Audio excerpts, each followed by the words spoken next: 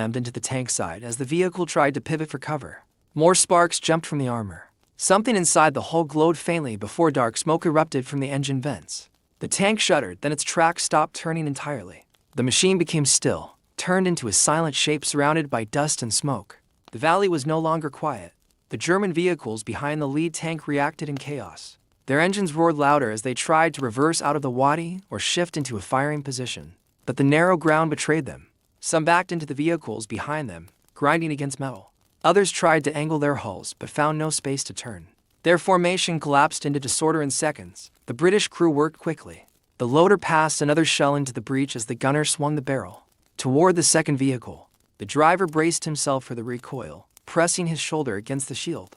The fourth man crawled closer, pushing open another ammunition box and lining up the shells like a tidy row of brass.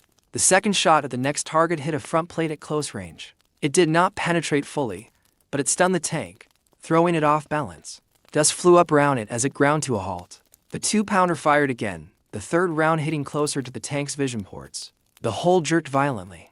Smoke poured out. The machine fell still. Now the wadi echoed with engine noise, metal clashing, and the sound of frightened crews trying to reposition under fire. The tight space turned the German column into a trap line of armor.